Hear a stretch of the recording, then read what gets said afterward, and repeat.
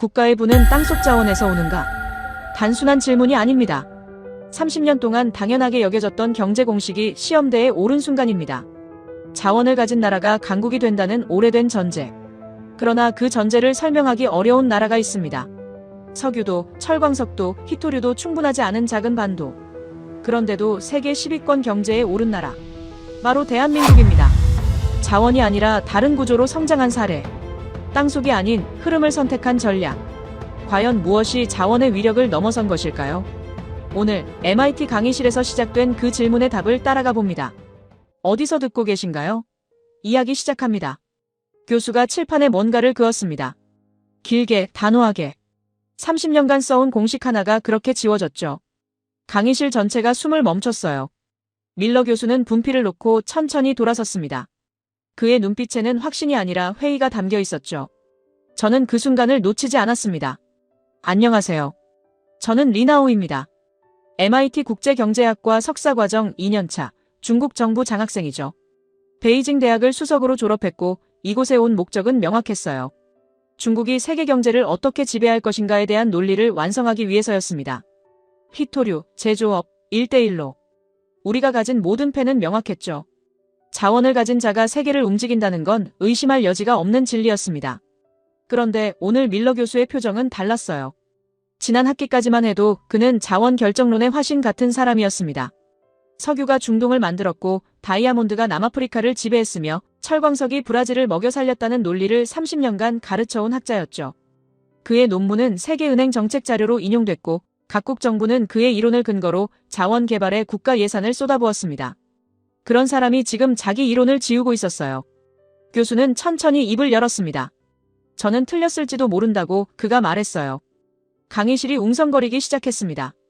제 옆자리의 이반은 러시아에서 온 친구인데 천연가스 파이프라인으로 유럽을 쥐락펴락하는 자국의 힘을 늘 자랑하던 녀석이었죠. 그가 작게 웃으며 뭔가 농담이겠거니 하는 표정을 지었어요. 뒷자리의 카를로스는 브라질 출신으로 철광석 수출이 자기 나라 GDP의 큰 축을 담당한다는 사실을 입버릇처럼 말하던 학생이었습니다. 그 역시 고개를 갸웃했죠. 밀러 교수는 칠판 옆 스크린을 켰습니다. 세계 지도가 떴어요.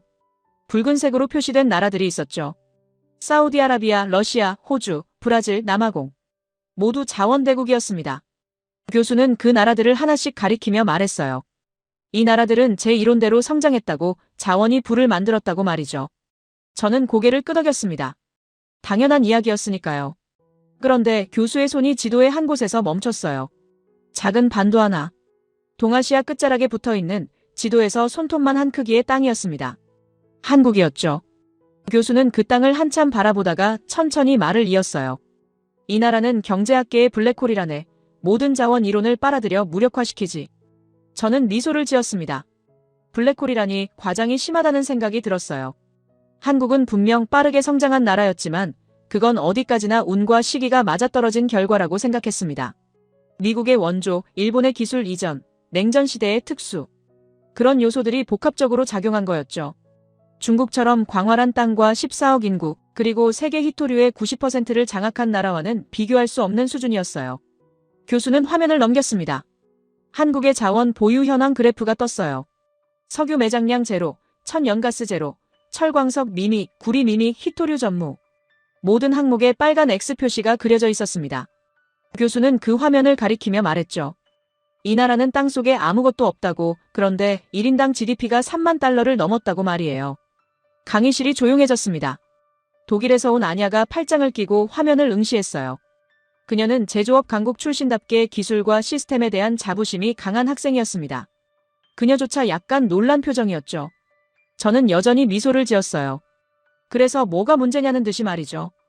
교수는 다음 슬라이드를 넘겼습니다. 1인당 GDP 성장 곡선이었어요. 1960년부터 2020년까지의 데이터였죠. 한국에서는 거의 수직에 가까웠습니다.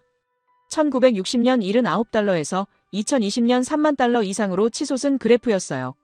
같은 기간 사우디는 석유로, 호주는 철광석으로, 브라질은 원자재로 성장했지만 그 곡선은 한국보다 완만했습니다. 저는 속으로 생각했어요. 그건 초기 값이 낮아서 그런 거라고, 성장률만 보면 그렇게 보이는 거라고 말이죠. 실제 경제 규모로 따지면 중국이 압도적이었습니다.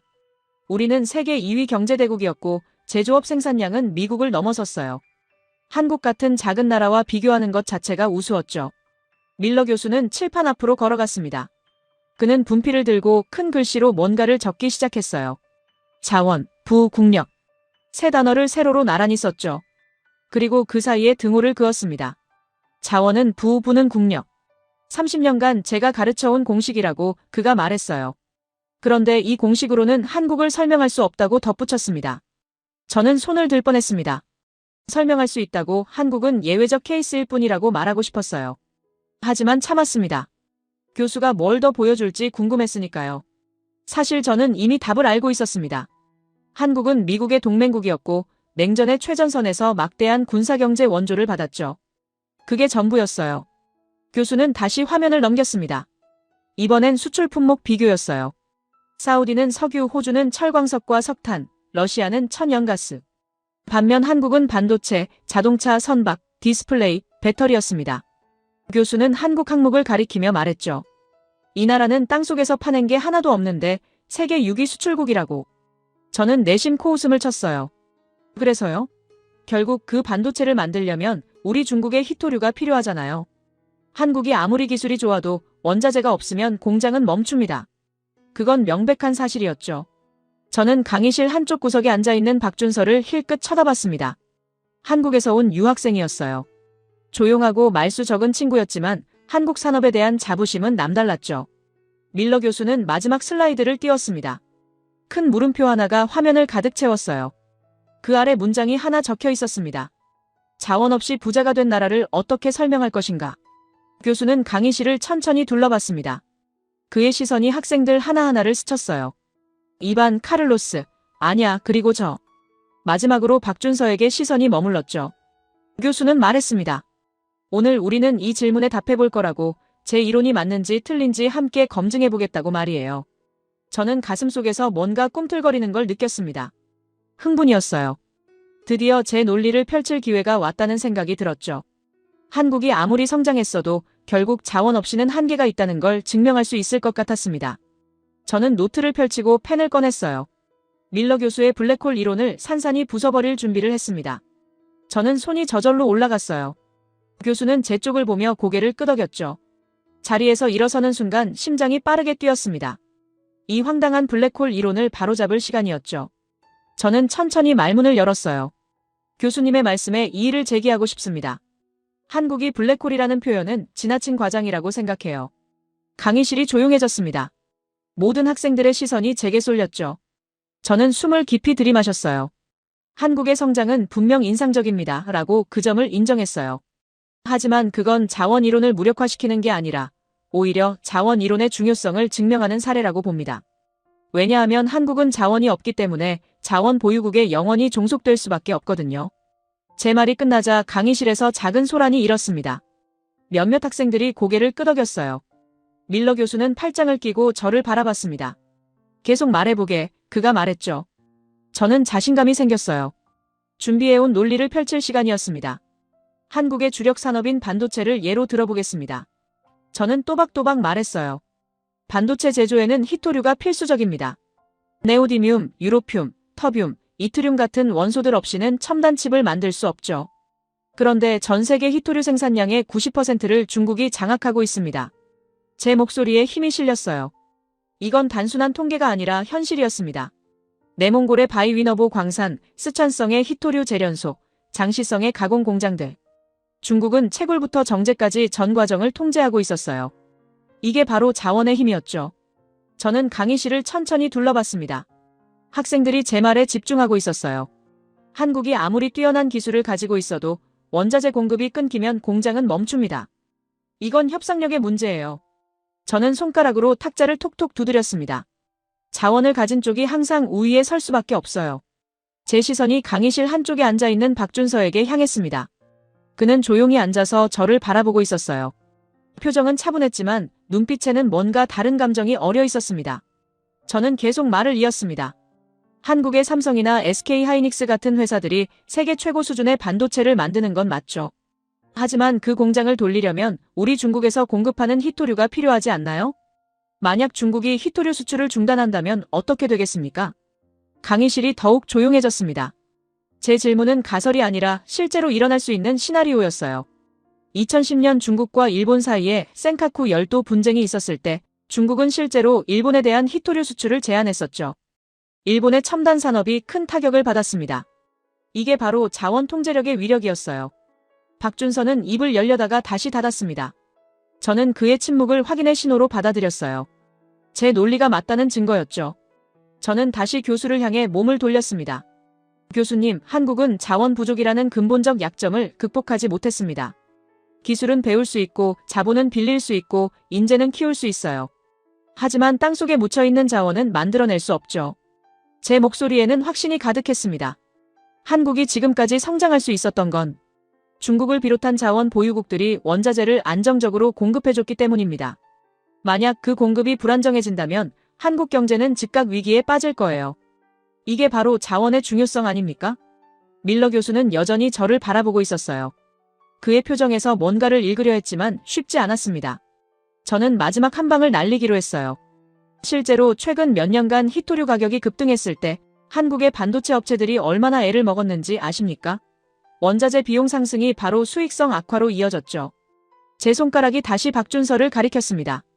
준서, 너희 나라는 우리 중국에 히토류 없으면 반도체 공장 문 닫아야 하지 않나? 저는 직접적으로 물었어요. 제 질문은 도발이었습니다. 하지만 동시에 팩트이기도 했죠. 한국은 히토류를 100% 수입에 의존하고 있었어요. 박준서는 여전히 침묵했습니다. 저는 그 침묵이 불편했는지 자리에서 약간 몸을 움직였어요. 하지만 그의 눈빛은 흔들리지 않았습니다. 오히려 뭔가 단단한 게 느껴졌죠. 저는 잠시 당황했지만 곧 다시 논리를 이어갔습니다. 이건 비단 히토류만의 문제가 아닙니다. 저는 목소리를 높였어요. 석유, 천연가스, 철광석, 구리, 니켈. 한국이 필요로 하는 거의 모든 원자재가 수입입니다. 에너지 자급률은 겨우 2% 수준이죠. 이런 나라가 어떻게 자원 이론을 무력화시킨다고 말할 수 있습니까? 저는 가슴이 뛰는 걸 느꼈습니다. 흥분이었어요. 제 논리는 완벽했습니다. 데이터도 명확했고 사례도 구체적이었죠. 한국은 자원 이론의 발레가 아니라 오히려 자원 이론의 중요성을 증명하는 사례였어요. 자원이 없기 때문에 영원히 자원 보유국에 의존할 수밖에 없다는 걸 보여주는 나라였죠. 강의실의 분위기가 바뀌는 게 느껴졌습니다. 몇몇 학생들이 고개를 끄덕이고 있었어요. 이반은 작게 미소를 지었고 카를로스는 팔짱을 낀 채 만족스러운 표정을 지었습니다. 자원 강국 출신 학생들은 제 말에 동조하고 있었어요. 저는 승리의 순간을 맛보고 있었습니다. 밀러 교수는 천천히 고개를 끄덕였어요. 좋은 지적이네, 그가 말했습니다. 자원 의존도는 분명 중요한 변수지. 하지만 교수의 목소리에는 뭔가 더 있었어요. 제가 놓치고 있는 게 있다는 듯한 뉘앙스였죠. 저는 잠시 불안해졌지만 곧 그 감정을 떨쳐냈습니다. 제 논리는 완벽했으니까요. 저는 자리에 앉았습니다. 노트에 방금 한 말들을 정리하기 시작했어요. 히토류 통제력, 원자재 의존도, 에너지 자급률. 모두 제 주장을 뒷받침하는 핵심 키워드들이었습니다. 저는 펜을 놓고 교수를 바라봤어요. 이제 교수가 뭐라고 반박할지 궁금했습니다. 하지만 제 가슴 한편에는 미묘한 긴장감이 남아있었어요. 박준서의 침묵이 계속 신경 쓰였습니다. 왜 그는 아무 말도 하지 않았을까요?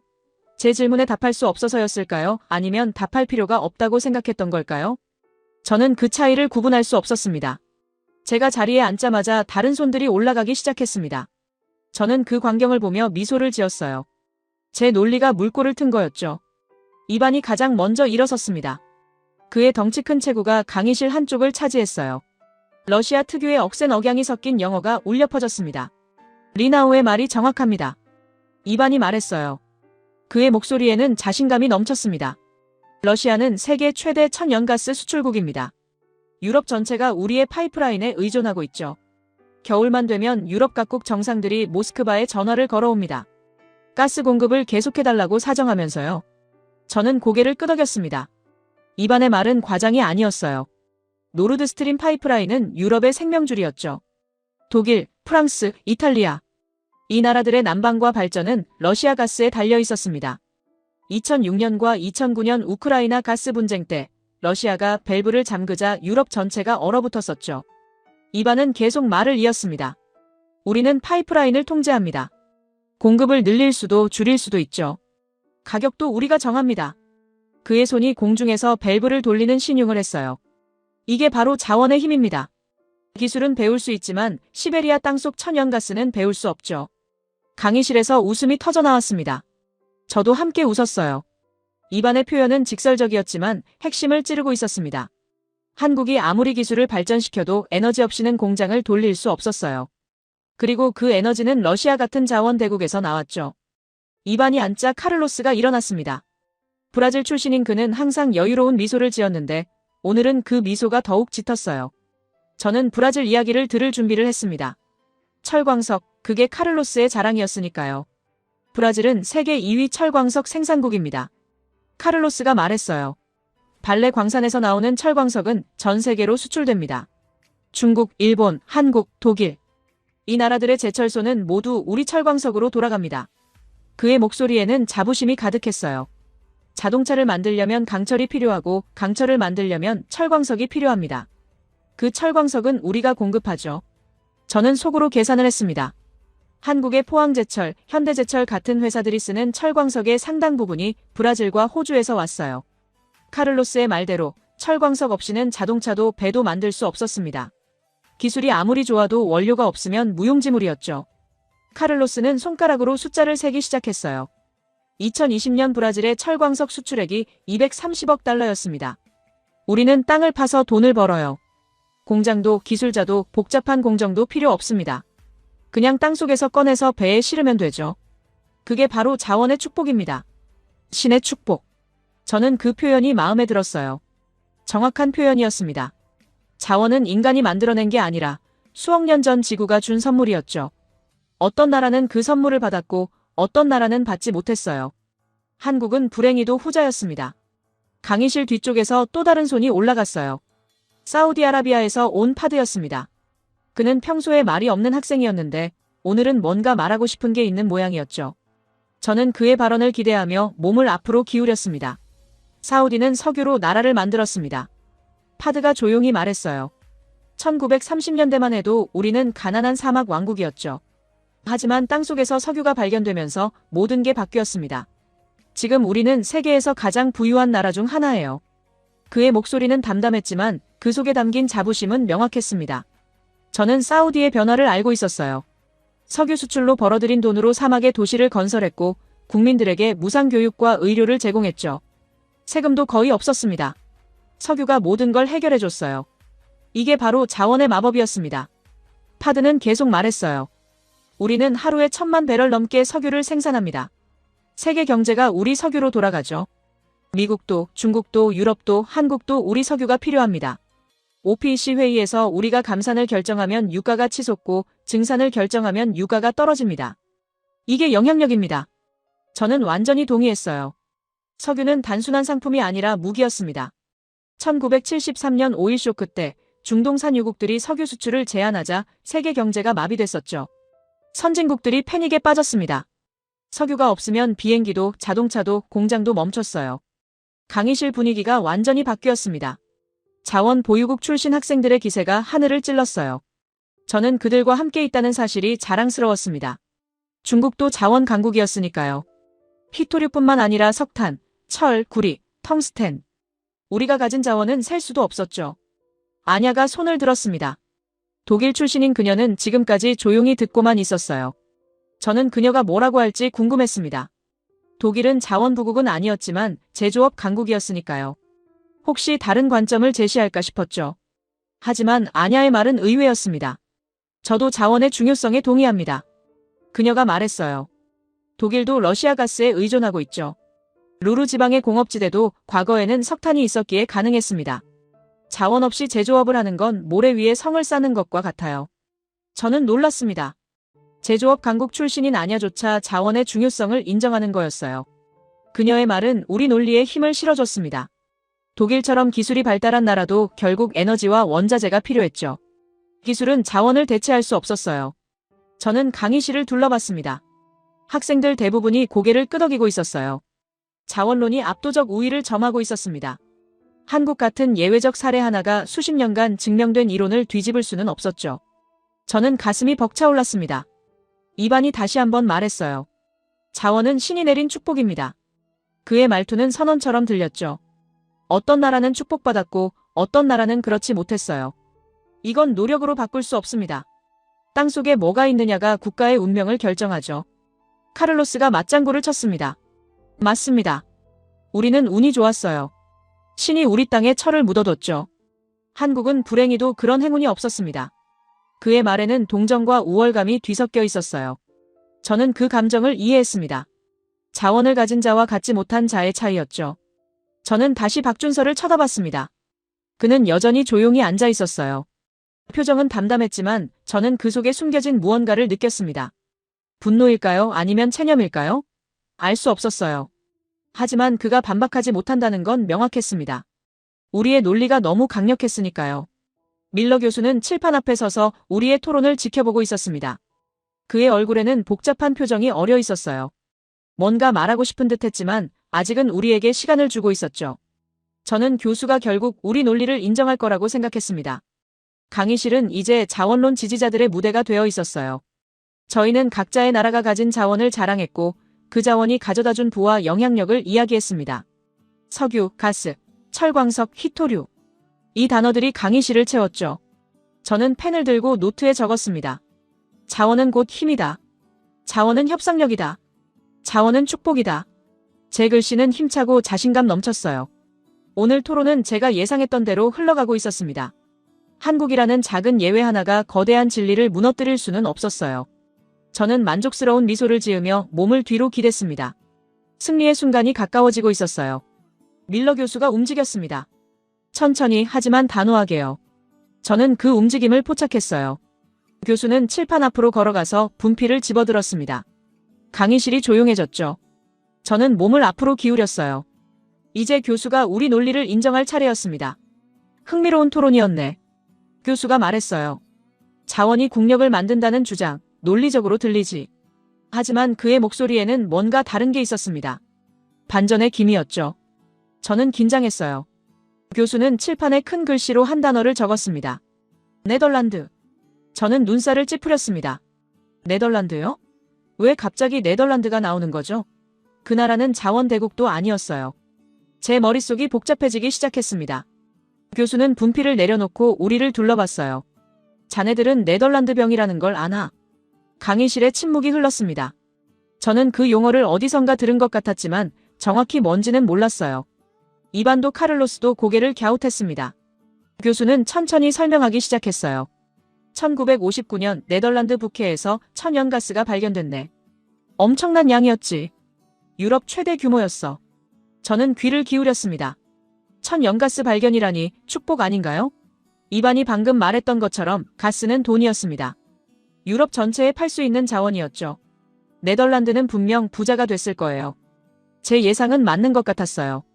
교수는 계속 말했습니다. 네덜란드는 순식간에 부자가 됐지. 가스 수출로 막대한 돈이 들어왔어.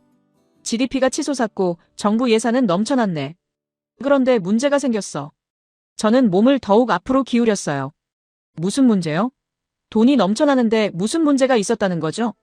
제조업이 무너지기 시작했지. 교수의 목소리가 낮아졌어요. 가스 수출로 돈을 벌 수 있는데 누가 공장에서 힘들게 일하겠나? 투자도 제조업에서 자원산업으로 쏠렸어. 인재들도 가스 회사로 몰려갔고 결국 네덜란드의 전통적인 산업 기반이 붕괴됐네. 저는 당황했습니다. 그게 문제인가요? 자원으로 돈을 버는데 굳이 제조업을 할 필요가 있나요? 오히려 효율적인 거 아닌가요? 저는 교수의 논리를 이해할 수 없었어요. 하지만 교수는 멈추지 않았습니다. 화면에 그래프가 떴어요. 네덜란드의 제조업 고용률 변화였습니다. 1960년대부터 가파르게 하락하는 선이 그려져 있었죠. 교수는 그 선을 가리켰어요. 이걸 경제학에서는 네덜란드 병이라고 부르네. 자원 발견이 오히려 경제를 병들게 만드는 현상이지. 제 머릿속이 혼란스러워졌습니다. 자원이 경제를 병들게 만든다고요? 그건 말이 안 됐어요. 자원은 축복이었습니다. 방금 전까지 우리 모두가 그렇게 말했잖아요. 저는 펜을 쥔 손에 힘이 들어갔어요. 교수는 다른 나라 이름을 적었습니다. 베네수엘라. 저는 그 이름을 보자마자 불길한 예감이 들었어요. 베네수엘라는 최근 몇 년간 경제 붕괴로 악명 높은 나라였습니다. 하지만 그 나라도 석유가 있지 않았나요? 세계 최대 매장량이었던 걸로 아는데요. 베네수엘라는 세계에서 가장 많은 석유를 가진 나라였네. 교수가 말했어요. 사우디보다 많았지. 3천억 배럴이 넘는 확인 매장량이었어. 파드가 자리에서 몸을 움직였습니다. 저도 긴장했죠. 그렇게 많은 석유를 가졌다면 베네수엘라는 엄청난 부자여야 했어요. 그런데 지금 베네수엘라의 1인당 GDP는 얼마인지 아나? 교수가 물었어요. 강의실이 조용했습니다. 교수는 숫자를 말했어요. 2021년 기준 1,500달러. 한국의 30분의 1 수준이네. 저는 숨이 멎는 것 같았습니다. 그게 가능한 일인가요? 세계 최대 석유 보유국이 그렇게 가난하다니요. 화면에 베네수엘라 거리 사진이 떴습니다. 긴 줄을 서서 빵을 받으려는 사람들이었어요. 하이퍼 인플레이션으로 돈이 휴지 조각이 된 모습이었죠. 교수는 차분히 설명했습니다. 석유가 발견되면서 베네수엘라는 다른 산업을 키우지 않았네. 땅만 파면 돈이 나오는데 누가 기술을 개발하겠나? 누가 공장을 짓겠나? 저는 가슴이 답답해졌어요. 교수의 말은 계속 이어졌습니다. 정부는 석유 수출로 벌어들인 돈을 국민에게 뿌렸어. 보조금, 복지, 공짜 서비스. 아무도 일하지 않아도 먹고 살 수 있었지. 그런데 유가가 폭락하자 어떻게 됐나? 모든 게 무너졌네. 입안이 손을 들었어요. 하지만 교수님, 그건 베네수엘라 정부가 잘못한 거 아닙니까? 자원 자체의 문제는 아니죠. 그의 목소리에는 방어적인 톤이 섞여 있었습니다. 저도 같은 생각이었어요. 그래요, 정부가 바보였던 거예요. 러시아나 사우디는 다르잖아요. 밀러 교수는 고개를 저었습니다. 자원의 저주는 정치적 문제만이 아니네. 이건 인간 본성의 문제지. 그는 칠판에 또 다른 단어를 적었어요. 마약. 저는 그 단어를 보고 충격을 받았습니다. 마약이라니요? 자원은 마약과 같네. 교수의 목소리가 강의실에 울렸어요. 땅만 파면 돈이 나오는데 누가 힘들게 연구하고 개발하겠나? 누가 밤새워 기술을 연마하겠나? 자원은 국가를 게으르게 만들지. 혁신할 이유를 없애버려. 저는 반박하고 싶었어요. 하지만 입이 떨어지지 않았습니다. 교수의 논리가 제 머릿속에서 맴돌았죠. 중국도. 우리도 자원에 의존하고 있는 건 아닐까? 아니에요. 우리는 다릅니다. 중국은 제조업도 키웠어요. 저는 스스로를 다독였습니다. 교수는 화면을 바꿨어요. 여러 자원 부국들의 경제 성장률 그래프였습니다. 나이지리아, 앙골라, 이라크, 리비아. 모두 석유나 광물이 풍부한 나라들이었죠. 하지만 그래프선은 불규칙했어요. 급등했다가 급락하고 다시 급등했다가 또 급락했습니다. 자원 가격에 경제가 좌지우지되는 거지. 교수가 설명했어요. 유가가 오르면 잘 살고 유가가 떨어지면 무너져. 이게 안정적인 경제인가? 자원 부국들은 자원 가격이라는 롤러코스터를 탈 수밖에 없네. 카를로스가 입을 열었어요. 하지만 교수님, 우리는 그 자원을 팔아서 돈을 벌지 않습니까? 그의 목소리는 조금 떨리고 있었습니다. 저도 불안해지기 시작했어요. 우리의 논리에 균열이 생기고 있었습니다. 돈을 버는 게 문제가 아니네. 밀러 교수가 말했어요. 문제는 그 돈으로 미래를 준비하지 않는다는 거지. 베네수엘라는 수십 년간 석유로 돈을 벌었어. 그런데 그 돈으로 뭘 했나? 기술에 투자했나? 교육에 투자했나? 아니지. 그냥 써버렸어. 저는 노트를 내려다봤습니다. 아까 적었던 문장들이 눈에 들어왔어요. 자원은 곧 힘이다. 자원은 축복이다. 그런데 지금 교수는 정반대를 말하고 있었습니다. 자원은 마약이다. 자원은 저주다. 교수는 마지막 말을 던졌어요. 자원이 풍부한 나라일수록 기술 혁신이 느리네. 왜 그럴까? 필요가 없으니까. 절박함이 없으니까. 땅속에서 돈이 나오는데 왜 힘들게 새로운 걸 만들겠나? 저는 고개를 들어 박준서를 봤습니다. 그는 여전히 조용히 앉아 있었어요. 하지만 그의 눈빛이 달라져 있었습니다. 아까의 침묵은 무력함이 아니었어요. 기다림이었죠. 교수가 말해줄 걸 알고 있었던 거였습니다. 저는 펜을 내려놓았어요. 손이 떨렸습니다. 제 확신에 처음으로 금이 가는 순간이었죠. 저는 떨리는 손으로 펜을 다시 집어들었습니다. 뭔가 적어야 할 것 같았어요. 하지만 무엇을 적어야 할지 몰랐습니다. 교수의 말들이 머릿속에서 소용돌이쳤죠. 자원은 마약이다. 자원은 저주다. 아니에요. 그럴 리 없어요. 저는 스스로를 다독이며 고개를 저었습니다. 밀러 교수는 잠시 침묵했어요. 강의실 전체가 숨죽이고 있었습니다. 아까의 들뜬 분위기는 온데간데 없었죠. 자원 보유국 출신 학생들의 얼굴에서 자신감이 조금씩 빠져나가고 있었어요. 이반은 팔짱을 낀 채 화면을 노려보고 있었고 카를로스는 손톱을 물어뜯고 있었습니다. 교수는 천천히 다음 슬라이드로 넘어갔어요. 포항이라는 단어가 화면에 떴습니다. 저는 그 이름을 알고 있었어요. 한국의 제철 회사였죠. 포스코, 정확히는 포항제철이라고 불렸던 회사였습니다. 교수는 그 회사의 로고 옆에 숫자들을 띄웠어요. 연간 매출, 순이익, 수출액. 저는 그 숫자들을 보며 놀랐습니다. 생각보다 훨씬 컸어요. 1968년 이야기를 해볼까? 교수가 말했어요. 그때 한국은 제철소를 짓기로 결정했네. 땅속에 철광석도 없고 석탄도 없는 나라가 말이야. 세계은행은 이 계획을 미친 짓이라고 했지. 자원도 없는 나라가 무슨 제철소냐는 거였어. 저는 고개를 끄덕였습니다. 당연한 반응이었죠. 철광석도 없이 제철소를 짓는다는 건 말이 안 됐어요. 그런데 한국은 밀어붙였네. 교수의 목소리가 강의실에 울렸습니다. 호주에서 철광석을 사오고 캐나다에서 석탄을 수입했지. 매로 실어 날랐어. 엄청난 물류 비용이 들어갔네. 저는 속으로 계산했어요. 원자재를 수입하고 운송비까지 내고 그러면 원가가 얼마나 올라가겠어요? 경쟁력이 있을 리 없었습니다. 브라질이나 호주는 광산 바로 옆에 재련소가 있었네.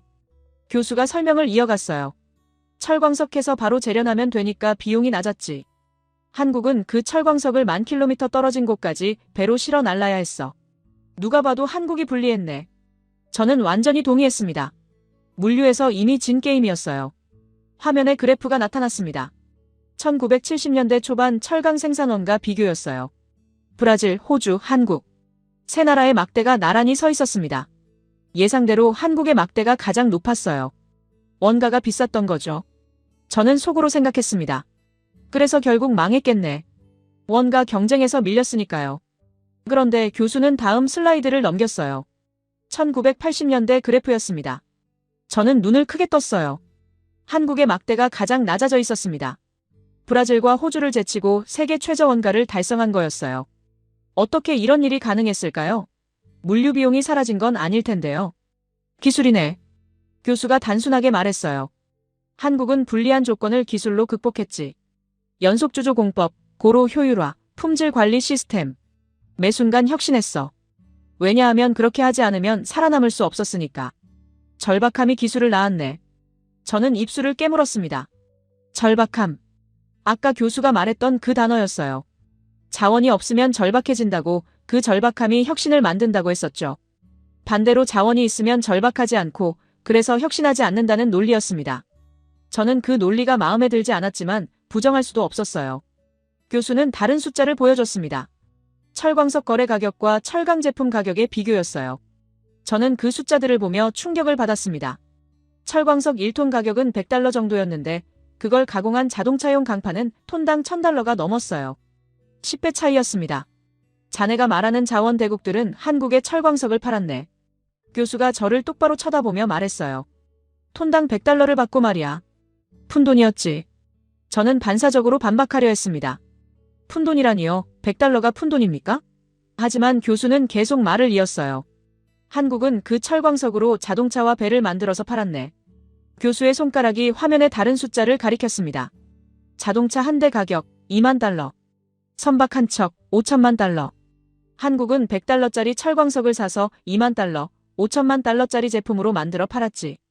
누가 큰 돈을 벌었나? 강의실이 완전히 조용해졌습니다. 카를로스의 얼굴이 창백해지는 게 보였어요. 그는 브라질이 철광석을 팔아서 돈을 번다고 자랑했었죠. 하지만 지금 교수는 그게 푼돈이라고 말하고 있었습니다.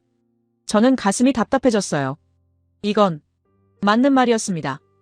2020년 통계를 보세. 교수가 새로운 화면을 띄웠어요. 호주의 철광석 수출액 $650억. 엄청난 숫자였습니다. 하지만 교수는 바로 다음 슬라이드로 넘어갔어요.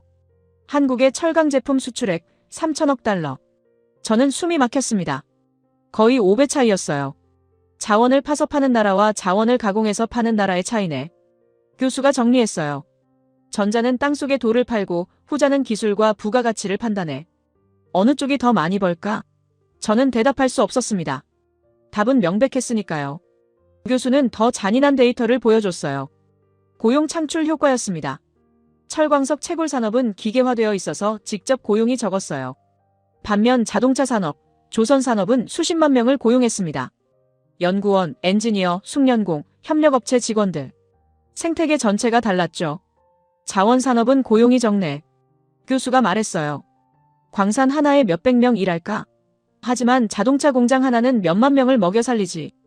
부가가치 산업과 자원산업의 차이야. 저는 중국의 히토류 산업을 떠올렸습니다.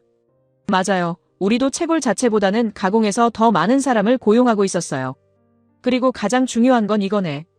교수의 목소리가 낮아졌어요. 자원은 언젠가 고갈되지만 기술은 계속 발전해. 철광석은 파면 사라져. 하지만 철강 기술은 계속 축적돼. 어느 쪽이 지속 가능할까? 저는 노트를 내려다봤습니다. 아까 제가 자랑스럽게 적었던 문장들이 눈에 들어왔어요. 히토류 통제력, 자원 패권. 지금 보니 그게 전부가 아니었습니다. 아니, 어쩌면 본질이 아니었을지도 몰라요. 저는 혼란스러웠습니다. 화면에 마지막 슬라이드가 떴어요. 한국 부산항의 야경이었습니다. 수백 척의 배들이 정박해 있고 거대한 컨테이너 크레인들이 밤하늘을 찌르고 있었어요. 그 옆에 숫자가 적혀 있었습니다. 연간 처리 물동량 2천만 TEU. 세계 6위 항구였습니다. 이 배들은 뭘 싣고 나갈까? 교수가 물었어요. 철광석? 석유? 아니지. 반도체, 자동차, 선박, 디스플레이, 배터리. 모두 기술 집약적 제품들이네. 한국은 자원을 수입해서 기술을 수출하는 나라야. 저는 그 말을 곱씹었습니다. 자원을 수입해서 기술을 수출한다. 교수는 칠판 앞으로 다시 걸어갔어요. 그리고 아까 적었던 등식을 가리켰습니다. 자원은 부는 국력. 교수는 분필로 그 등식에 큰 물음표를 그렸어요. 정말 그럴까? 아니면 이렇게 써야 하는 건 아닐까? 교수는 새로운 등식을 적었습니다. 기술은 부가가치, 부가가치는 국력. 저는 그 등식을 바라봤어요. 제 머릿속에서 뭔가가 무너지고 있었습니다. 30분 전만 해도 확신에 차 있었던 제 논리가 흔들리고 있었죠. 자원이 전부가 아닐 수도 있다는 생각이 스며들고 있었어요. 저는 주먹을 꽉 쥐었습니다. 아직 끝난 게 아니에요. 분명 반론할 수 있을 거예요. 저는 다시 손을 들 준비를 했습니다. 저는 손을 번쩍 들었습니다. 참을 수 없었어요. 교수가 제 쪽을 보며 고개를 끄덕이자 저는 자리에서 벌떡 일어났습니다.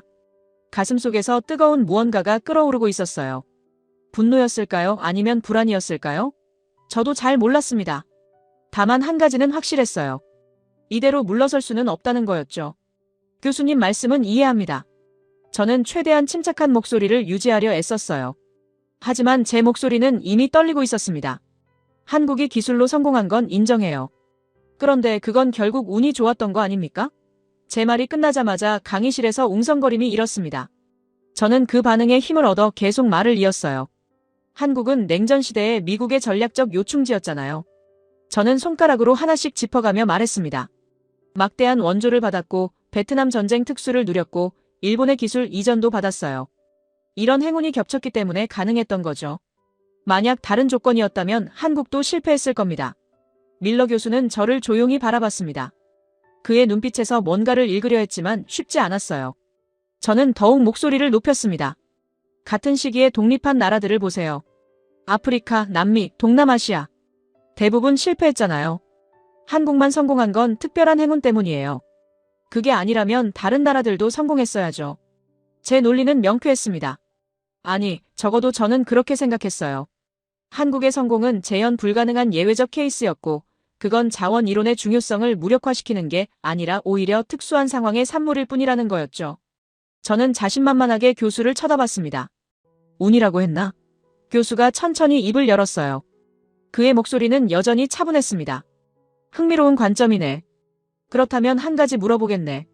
만약 정말 운이었다면 왜 같은 원조를 받은 다른 나라들에선 한국 같은 기적이 단 한 번도 일어나지 않았을까? 저는 입을 다물었습니다. 교수는 화면을 조작하기 시작했어요. 새로운 슬라이드가 나타났습니다. 1945년부터 1990년까지 미국이 제공한 해외 원조 목록이었어요. 저는 그 리스트를 보며 숨이 막혔습니다. 한국만 원조를 받은 게 아니었어요. 수십 개 나라가 나열되어 있었습니다. 필리핀을 보게. 교수가 첫 번째 국가를 가리켰어요. 1946년부터 1990년까지 미국으로부터 받은 원조액 총 120억 달러. 한국이 받은 60억 달러의 2배네. 그런데 필리핀의 1인당 GDP는 얼마인가? 2020년 기준 3,000달러. 한국의 10분의 1 수준이지. 저는 그 숫자를 보며 당황했습니다. 필리핀이 한국보다 2배나 많은 원조를 받았다고요? 저는 그 사실을 몰랐어요. 교수는 다음 국가로 넘어갔습니다. 이집트, 파키스탄, 터키, 인도네시아. 모두 막대한 원조를 받은 나라들이었어요. 이집트는 1950년대부터 지금까지 미국으로부터 800억 달러가 넘는 원조를 받았네. 교수의 손가락이 화면의 숫자를 짚었어요. 한국의 10배가 넘어. 군사 원조, 경제 원조, 식량 원조. 온갖 종류의 지원을 받았지. 그런데 지금 이집트 경제는 어떤가? 저는 대답할 수 없었습니다. 이집트는 여전히 개발도상국이었어요. 만성적인 실업, 낮은 소득 수준, 정치적 불안정. 한국과는 완전히 다른 길을 걸었죠. 교수는 멈추지 않고 계속 데이터를 보여줬습니다. 파키스탄, 총 원조액 670억 달러. 인도네시아, 450억 달러. 콜롬비아, 290억 달러. 교수는 하나씩 읽어나갔어요. 이 나라들은 모두 한국보다 많거나 비슷한 규모의 원조를 받았네. 베트남 전쟁 특수도 필리핀, 태국이 함께 누렸어. 일본의 기술 이전도 동남아시아 여러 나라가 받았지. 저는 의자 등받이를 붙잡았습니다. 다리에 힘이 빠지는 것 같았어요. 제가 운이라고 말했던 모든 요소들이 사실은 여러 나라가 공유했던 조건이었던 거예요. 한국만의 특별한 행운이 아니었습니다. 교수는 더 잔인한 데이터를 꺼냈습니다. 세계은행과 IMF가 제공한 개발 차관 목록이었어요. 1960년대부터 1990년대까지 수십 개 나라가 저리 차관을 받았습니다. 한국도 그중 하나였지만 가장 많이 받은 나라는 아니었어요. 브라질, 멕시코, 아르헨티나가 훨씬 더 많은 돈을 빌렸습니다. 그런데 왜 한국만 갚았을까? 교수가 물었어요. 1995년 한국은 세계은행 차관을 모두 상환했네. 빚을 다 갚은 거지. 그리고 오히려 원조를 주는 나라가 됐어. 반면 다른 나라들은 아직도 빚더미에 앉아있지. 저는 아무 말도 할 수 없었습니다. 교수는 화면을 다시 바꿨어요. 이번엔 1960년 시점의 국가별 1인당 GDP 비교였습니다. 한국, 필리핀, 가나, 이집트, 파키스탄. 모두 비슷한 수준이었어요. 79달러부터 150달러 사이였죠. 출발선이 같았네. 교수가 설명했어요. 모두 가난했고 모두 원조를 받았고 모두 기회가 있었지. 그런데 60년 뒤 결과는 완전히 달라졌어. 왜 그랬을까? 운 때문일까? 화면에 2020년 같은 나라들의 1인당 GDP가 나타났습니다. 한국은 3만 달러를 넘었고 필리핀은 3,000달러, 가나는 2,000달러, 이집트는 3,000달러, 파키스탄은 1,500달러였어요. 격차가 엄청났습니다. 저는 그 숫자들을 보며 말문이 막혔어요. 만약 운이라면 왜 확률이 이렇게 불균등할까? 교수의 목소리에 힘이 실렸습니다. 왜 같은 조건에서 출발한 수십 개 나라 중에서 한국만 성공했나? 동전을 던져서 앞면이 나올 확률은 50%지. 그런데 50개 나라가 동전을 던졌는데 한 나라만 앞면이 나왔다면 그게 정말 운일까? 저는 입술을 깨물었습니다. 교수의 논리는 명쾌했어요. 통계적으로 봤을 때 한국의 성공이 순전히 운이었다면 다른 나라들 중 최소한 몇 개는 비슷한 성과를 냈어야 했습니다. 하지만 그런 나라는 없었어요. 대만과 싱가포르 정도가 비슷한 궤적을 그렸지만 그들도 자원이 없는 나라들이었죠. 교수는 마지막 슬라이드를 띄웠습니다. 한국, 대만, 싱가포르의 공통점이라는 제목이었어요. 3가지 항목이 적혀 있었습니다. 자원 빈국, 교육 투자, 수출 주도 공업화. 저는 그 단어들을 하나씩 읽었어요. 자원이 없다는 게 공통점이었습니다. 자원이 없었기 때문에 절박했네. 교수가 정리했어요. 절박했기 때문에 교육에 투자했고 기술을 개발했고 수출로 살 길을 찾았지. 반면 원조를 받고도 실패한 나라들의 공통점은 뭘까? 그들 대부분은 자원이 있었어. 석유든 광물이든 비옥한 땅이든 뭔가 있었지. 그래서 절박하지 않았어. 저는 천천히 자리에 앉았습니다. 더 이상 서 있을 힘이 없었어요. 제 논리가 완전히 무너졌습니다. 운이라고 말했지만 데이터는 그게 운이 아니라는 걸 명확히 보여주고 있었어요. 같은 조건에서 출발한 수십 개 나라 중에서 왜 하필 자원 없는 나라들이 성공했을까요? 강의실은 정적에 휩싸였습니다. 아무도 말하지 않았어요. 이반도, 카를로스도, 파드도 모두 침묵했습니다. 우리의 자신감은 온데간데 없었죠. 저는 노트를 내려다봤어요. 아까 적었던 문장들이 이제는 낯설게 느껴졌습니다. 희토류 통제력, 자원 패권, 신의 축복. 이 단어들이 정말 본질이었을까요? 저는 고개를 들어 박준서를 봤습니다. 그는 여전히 조용히 앉아 있었어요. 하지만 그의 눈빛이 달라 보였습니다. 아까는 방어적으로 보였는데 지금은 뭐라고 표현해야 할까요? 차분한 자신감 같은 게 느껴졌어요. 마치 이미 알고 있었다는 듯이 말이죠. 저는 고개를 숙인 채 가만히 앉아 있었습니다. 강의실의 정적이 제 어깨를 짓눌렀어요. 숨소리조차 조심스러웠습니다. 펜을 쥔 손은 여전히 떨리고 있었고 노트에 적힌 글자들은 이제 의미를 잃은 것처럼 보였죠. 자원은 힘이다. 자원은 축복이다. 그렇게 확신했던 문장들이 지금은 그저 잉크 자국일 뿐이었어요. 밀러 교수는 잠시 침묵했습니다. 강의실 전체가 숨죽이고 있었어요.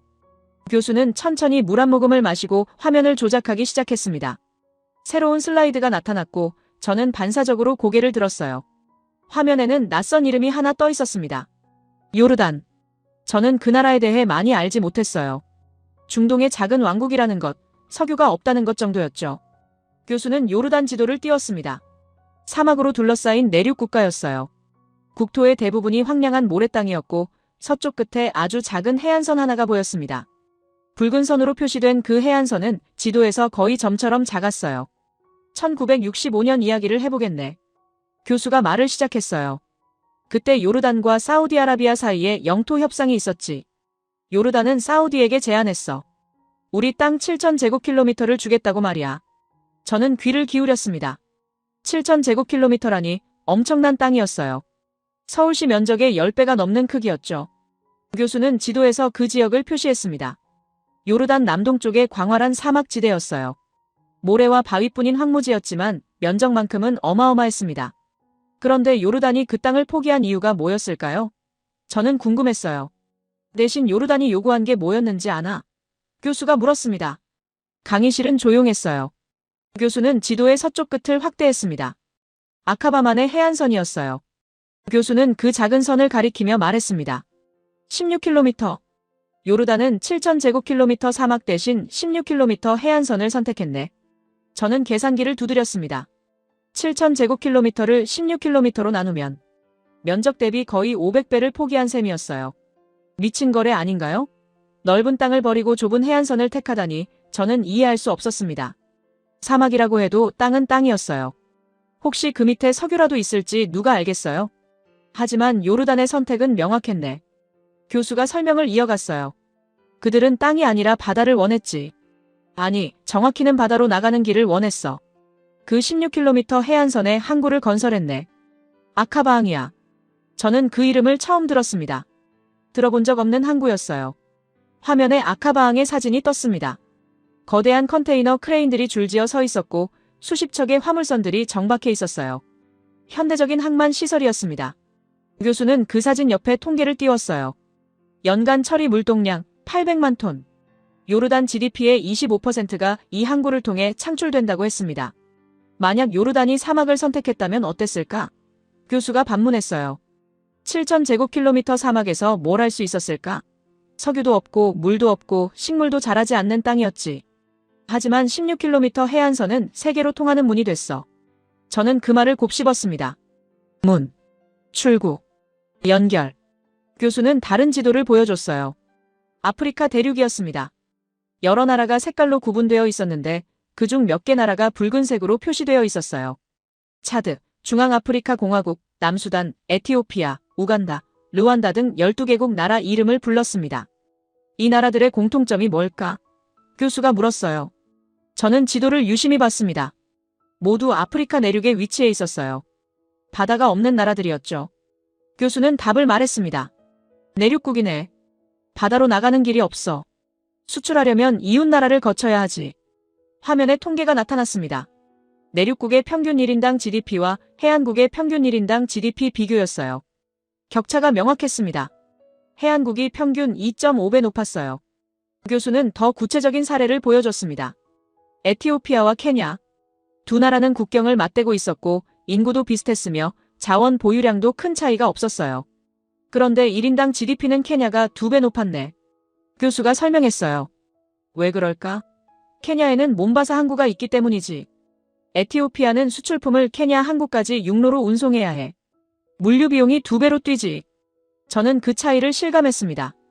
바다로 나가는 길의 유무가 국가 경제를 좌우하고 있었어요. 교수는 다시 한국 지도를 띄웠습니다. 삼면이 바다로 둘러싸인 반도였어요. 부산, 인천, 울산, 광양, 평택.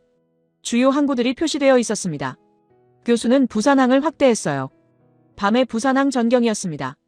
수천 개의 불빛이 반짝였고 거대한 컨테이너들이 산처럼 쌓여 있었어요.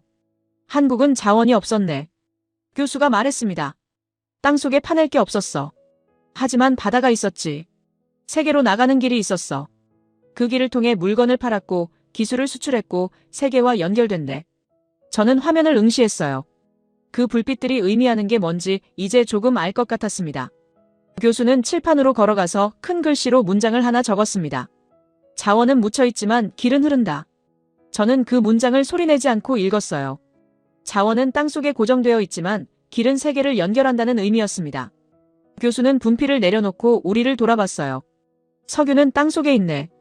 교수가 설명했어요. 판에서 팔 순 있지만 그게 전부야. 석유 자체는 움직이지 않아. 그냥 묻혀있을 뿐이지. 하지만 항구는 다르네. 항구는 끊임없이 흐르는 거야. 물건이 들어오고 나가고 사람이 오고 가고 기술과 정보가 교류되지. 저는 그 차이를 생각해봤습니다. 중국의 히토류도 땅속에 묻혀 있었어요. 판에서 팔면 그걸로 끝이었죠. 하지만 한국의 항구는 계속 작동하고 있었습니다. 매일 수만 개의 컨테이너가 들어오고 나갔어요. 그 흐름 자체가 가치를 만들어내고 있었죠. 교수는 마지막 슬라이드를 보여줬습니다. 세계 주요 해운 항로 지도였어요. 태평양을 가로지르는 선, 인도양을 지나는 선, 대서양을 오가는 선들이 그물망처럼 얽혀 있었습니다. 교수는 그 선들을 가리키며 말했어요. 이게 21세기의 진짜 자원이네. 바다는 세계부가 흐르는 혈관이야.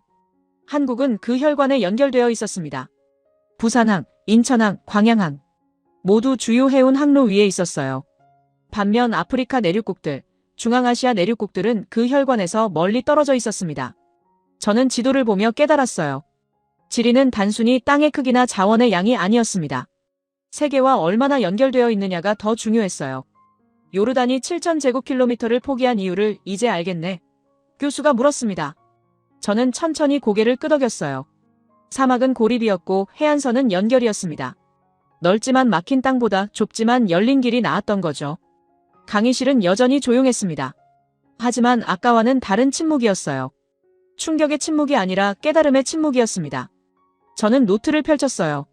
새로운 문장을 적기 시작했습니다. 자원은 묻혀있지만 길은 흐른다. 제 글씨는 떨렸지만 이번엔 분노나 불안 때문이 아니었습니다. 뭔가 근본적인 게 바뀌고 있었어요. 제 펜이 노트 위에서 멈췄습니다. 방금 적은 문장을 다시 읽었어요. 자원은 묻혀있지만 길은 흐른다. 이 문장이 제 머릿속에서 계속 울렸습니다. 단순한 문장이었지만 그 안에 담긴 의미는 결코 단순하지 않았어요. 저는 천천히 고개를 들어 칠판을 바라봤습니다. 밀러 교수는 분필을 들고 칠판 앞에 서 있었어요. 그는 아무 말 없이 아까 자신이 적었던 등식을 바라봤습니다. 자원은 부는 국력. 30년간 그가 믿어왔고 가르쳐왔으며 논문으로 발표했던 공식이었죠. 저도 그 공식을 믿었었습니다. 아니, 1시간 전까지만 해도 확신했었어요. 교수는 천천히 분필을 들어 올렸습니다. 그리고 그 등식에 큰 X 표시를 그었어요. 분필이 칠판을 긁는 소리가 강의실에 울렸습니다. 저는 그 소리를 들으며 가슴 한편이 무너지는 걸 느꼈어요. 하지만 동시에 뭔가 새로운 게 그 자리를 채우기 시작하고 있었습니다. 30년간 나는 틀렸네. 교수가 조용히 말했어요. 그의 목소리에는 후회가 아니라 해방감 같은 게 묻어 있었습니다. 자원이 국력을 만든다고 가르쳤지. 하지만 오늘 자네들과 함께 확인했어. 진짜 중요한 건 자원이 아니라 연결이었네. 교수는 칠판의 빈 공간에 새로운 등식을 적기 시작했어요. 연결은 기회, 기회는 혁신, 혁신은 국력. 저는 그 문장을 하나하나 따라 읽었습니다. 연결, 기회, 혁신, 국력. 이 단어들이 제 머릿속에서 새로운 의미로 조립되기 시작했어요. 한국을 블랙홀이라고 했었지. 교수가 강의 시작 때를 떠올리며 말했습니다.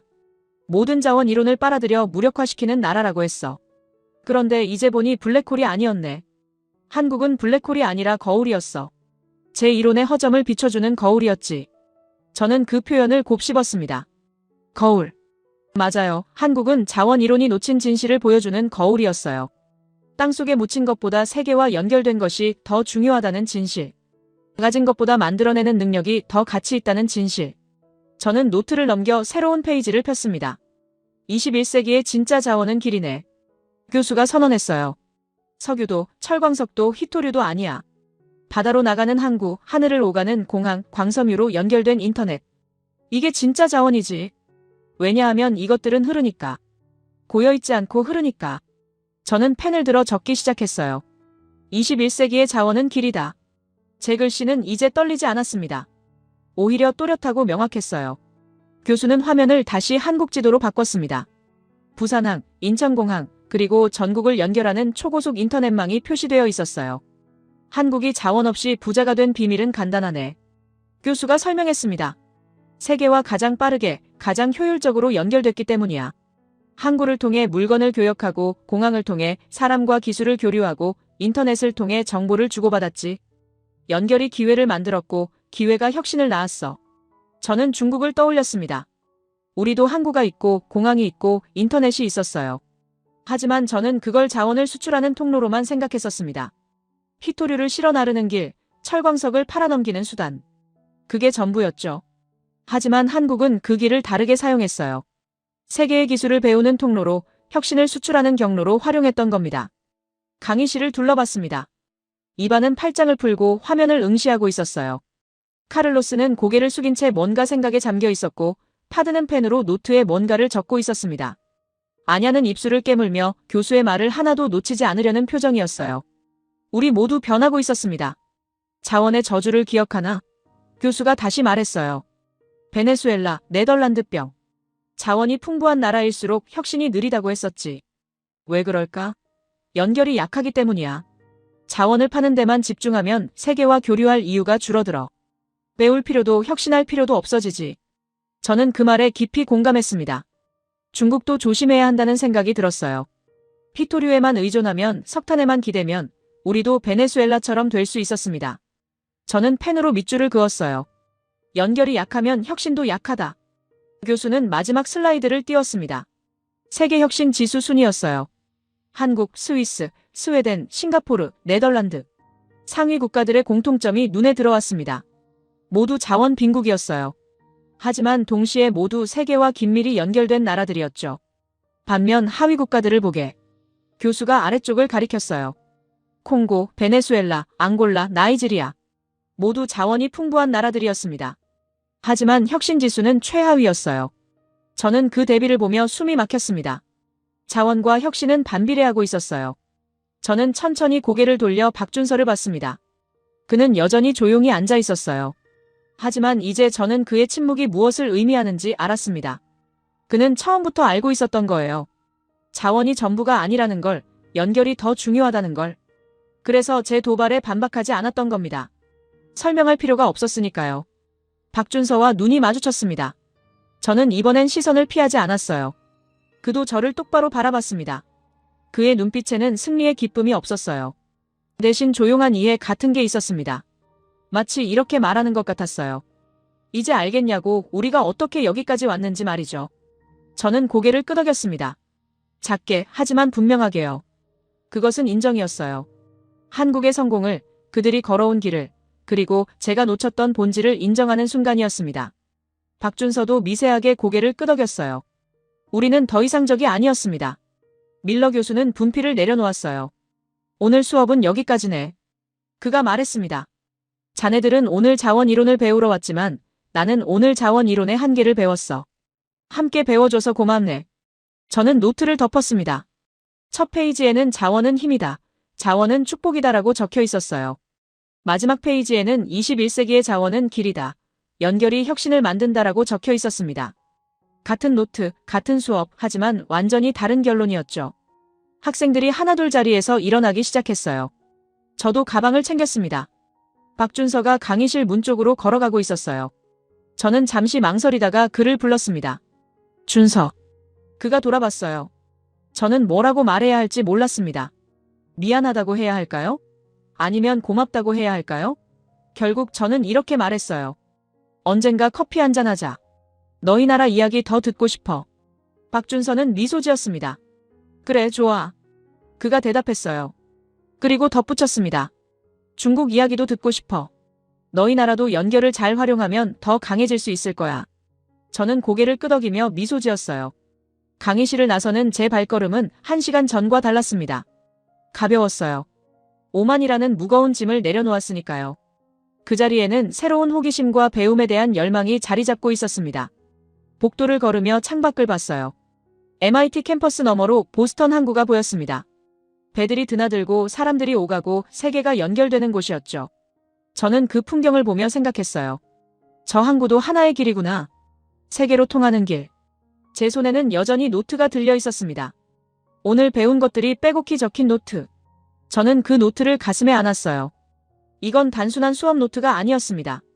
제 사고방식이 바뀐 기록이었고 오만이 무너지고 겸손이 자리 잡은 증거였으며 한 사람이 성장한 흔적이었어요. 세계는 넓었고 배울 것은 많았으며 진실은 생각보다 복잡했습니다. 하지만 이제 저는 알았어요. 그 복잡함을 받아들이는 게 진짜 배움이라는 걸.